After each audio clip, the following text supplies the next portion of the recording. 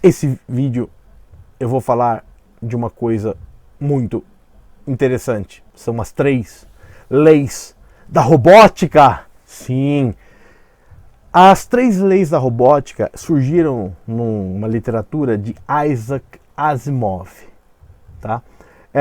Que é bem interessante.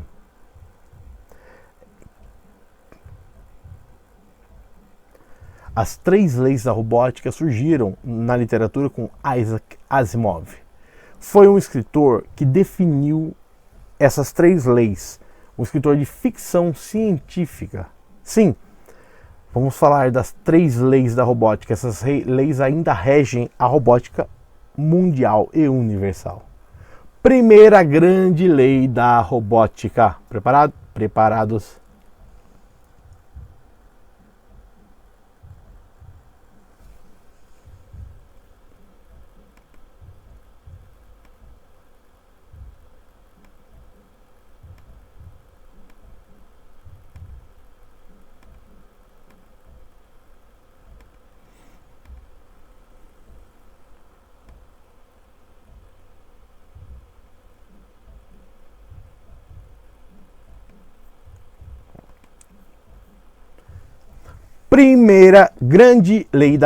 Primeira lei da robótica.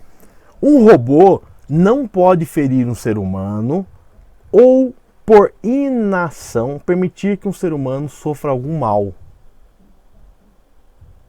Segunda lei da robótica. Um robô deve obedecer às ordens que lhe sejam dadas por seres humanos, exceto nos casos que tais ordens entrem em conflito com a primeira lei. Terceira lei da robótica. Um robô deve proteger sua própria existência, desde que tal proteção não entre em conflito com a primeira e segunda leis. Então, o que isso quer dizer? Vamos voltar para a primeira lei. Um robô não pode ferir um ser humano, ou, por inação, permitir que um ser humano sofra algum mal. Isso diz o seguinte, que um robô não pode ferir um ser humano. Ele nunca pode ferir um ser humano. E também ele tem que proteger o ser humano. Não pode deixar que o ser humano sofra algum mal. E se ele ficar parado e o ser humano for cair de algum lugar, ele tem que proteger, tá? Então, o robô, a lei diz o seguinte, ele não pode ferir nenhum ser humano, ok? Isso daqui deve estar contido em todo robô, tá? Na teoria, pelas leis da robótica. A segunda lei diz o seguinte, que um robô deve obedecer às ordens que lhe sejam dadas por seres humanos, exceto nos casos que tais leis entrem em conflito com a primeira. Então, se uma pessoa tem um robô dela e fala assim, ó, você tem que fazer mal para um ser humano, o robô não pode fazer mal, porque vai conflitar com a primeira lei. A primeira lei você não pode fazer mal para o ser humano. Então, uma pessoa nunca pode... O robô não pode obedecer nesse caso. Ele tem que obedecer, mas ele não pode obedecer porque a primeira lei diz, não fira o ser humano. Ok? Terceira lei. Um robô deve proteger sua própria existência, desde que tal proteção não entre em conflito com a primeira e segunda lei. Então, o ser humano ele não pode se autodestruir. Ele tem que se proteger. Só que, ao mesmo tempo, ele tem que manter o ser humano. Tá? Então, é complexo. Essas leis cruzadas são complexas. Tá? O que acontece? Por que a robótica ainda não evoluiu como deveria? Pensou sobre isso? O que acontece é o seguinte... Todo robô, quanto mais humanoide for, quanto mais humano for, quanto mais reações humanas ele tiver, mais medo causa às pessoas. Em várias áreas, de várias formas. Por exemplo, imagine o seguinte, se o robô começa a fazer trabalho de seres humanos, os seres humanos vão ficar com medo de perder emprego, de ficarem desempregados mesmo. Então é natural que tenha uma reação contrária vinda dos robôs. Aí tudo bem. Se o robô não obedecer a essas 3 leis da robótica e puder fazer mal a um ser humano, imagine isso, um robô de guerra, um robô usado para guerra, é preocupante, né? Você não tem controle sobre aquilo. Realmente outro item, e se o robô... Existe modo de fazer isso, ganha ciência própria, ele realmente pense e tome decisões por si próprio, utilizando até a internet, com base de conhecimento, pesquisa, ele mesmo possa tomar decisões com base em conhecimento. Isso chama knowledge base, base de conhecimento.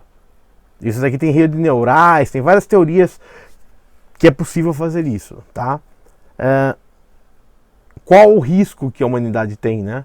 Do robô realmente ele se autoevoluir, né? Ele tomar decisões e ele mesmo optar por criar novos robôs melhores que ele, tá? Então, uma das dificuldades é fazer o robô cumprir as 3 leis da robótica, né? Porque a partir do momento que ele cause um mal para o ser humano, a gente perde o controle. E se perder o controle, como é que você vai parar o robô? E se forem mais que um robô? Se forem milhões de robôs. Então, é aí que está a grande dificuldade da robótica, né? Tanto na aceitação, porque a gente já tem tecnologia para fazer robôs que caminham. A gente tem o Asimo, que é bem antigo, da Honda, que já é um robô aí que está há muito tempo existe. No Japão tem robôs realmente humanoides, com reações humanas, com sentimentos. A pele, você tem detalhes de sorriso, detalhes de mexer o olho. O robô realmente, você não distingue mais um robô de um ser humano hoje. Ao mesmo tempo, ainda a gente está num processo evolutivo que a gente tem esses medos, né? Porque a partir do momento que o robô viole uma das 3 leis da robótica, a gente tem uma guerra contra os robôs. E os robôs realmente pode acontecer. Todo mundo já deve ter assistido, né? Exterminador do Futuro. Então é um ponto interessante para se pensar, né? Por que os robôs ainda não evoluíram? Porque a gente não tem, por exemplo, a gente tem robôs, existem robôs que limpam a casa sozinho. Só que a gente não ainda tem um robô humanoide que faz isso. A gente tem, por exemplo, carros já que dirigem sozinho, com GPS avançado, com estruturas de controle muito interessantes. Até o Google tem esse carro. Mas por que a gente ainda não está usando em volume isso? Tem um tempo de aceitação da humanidade, né? Esse ponto. E o Google é bem interessante, o carro do Google, que ele falou o seguinte: tem uma frase, depois você tem que procurar a exata, mas diz o seguinte: depois de milhares e milhares de quilômetros, foram pouquíssimos acidentes e nenhum deles foi causado pela máquina, né?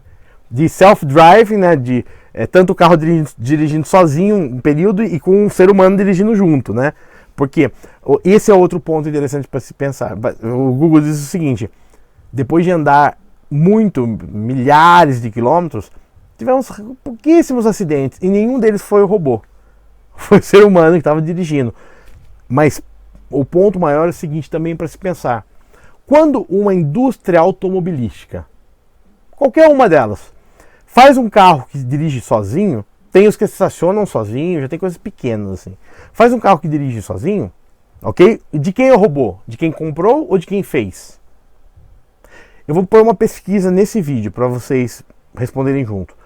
Quando uma indústria automobilística, tá, lança um carro que dirige sozinho, de quem e o carro atropela alguém, de quem é a culpa? Da indústria automobilística que fez o carro e o carro atropelou, ou do ser humano que comprou o carro e estava dentro do carro junto e atropelou?